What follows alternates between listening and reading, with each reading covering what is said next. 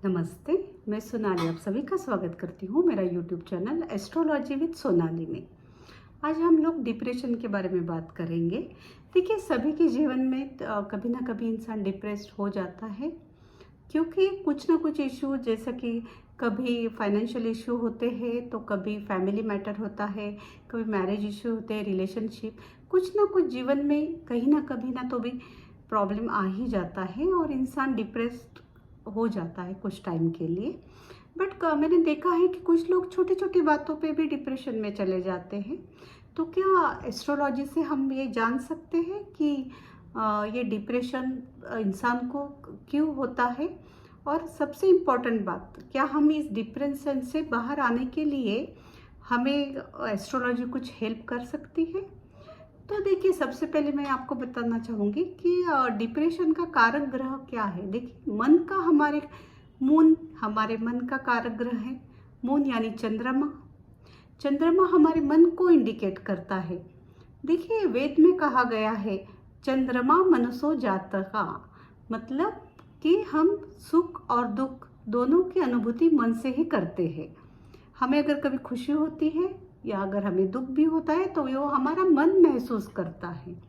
तो ये मन किसको इंडिकेट करता है? मून यानी चंद्रमा।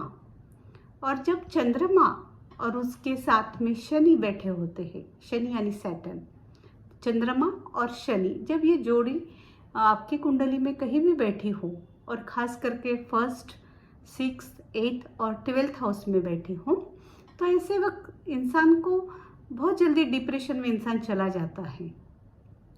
तो क्या करें इस तरह से? अगर इंसान बहुत जल्दी छोटी छोटी बातों पे अगर डिप्रेशन उसको हो जाता है, तो इससे, अब देखिए, योग तो रहेगा ही आपके मेन जन्म कुंडली में। अगर ये योग है तो उसके लिए हम लोग क्या कर सकते हैं? तो उसके लिए देखिए, सबसे पहले मैं आपको दो बातें बताना चाहूँगी। तो पहली बात ये है कि आप अपने शरीर की सफाई कीजिए। तो अब शरीर की सफाई मतलब क्या? तो जब भी इंसान डिप्रेशन में होता है तो उसको कुछ भी करने का मन नहीं करता, जैसे उसको कहीं जाना आना या किसी से बात करने की भी मन नहीं करता। बट उसने रोज़ नहाना चाहिए। ऐसे इंसान ने डेली सुबह उसको नहाना चाहिए। उसके बाद अगर जेंट्स है, जो पुरुष लोग हैं, उन्होंने अपना जो शेव है उसको क्लीन रखनी चाहिए, उसको बढ़ानी नहीं चाहिए। क्योंकि बढ़ी हुई जो शेव है, जो बाल है, वो शनि को इंडिकेट करते हैं, यानी शनि यानी दुख, मैंने जो बताया। तो आप दुख को बढ़ा रहे हैं, आप शनि की पावर बढ़ा रहे हैं। तो सबसे पहले आपको क्या करना है कि क्लीन शेव रखनी चाहिए। आपके बाल छोटे काटने चाहिए, बिखरे हुए बड़े बाल ना रखें। फ्राइडे के दिन जाके आप उसको कट कर लीजिए, बालों को अच्छे से कटिंग करिए, शेव करिए। फिर आपके अगर नाखून बड़े हुए हैं तो उसको अच्छे से कट कीजिए। और ये बार बार करना होगा आपको, क्योंकि नाखून हर 15-20 दिन में बढ़ेंगे तो आपको नाखून काटने होंगे। उसके बाद आपको, आप जो कपड़े पहनते हैं वो आपको साफ सुथरे धुले हुए, मैं महंगे कपड़े की बात नहीं कर रही, आपको बहुत साफ सुथरे कपड़े पहनने चाहिए। और अगर हो सके तो सफ़ेद कलर के ज़्यादा कपड़े पहने, वो आपके लिए बहुत अच्छा रहेगा। दूसरा एक है कि ये जब आप पूरा इस तरह से शरीर की सफाई करेंगे, और एक इम्पॉर्टेंट बात, आपको टीथ टीथ यानी हमारे जो दांत है वो बुध को इंडिकेट करते हैं।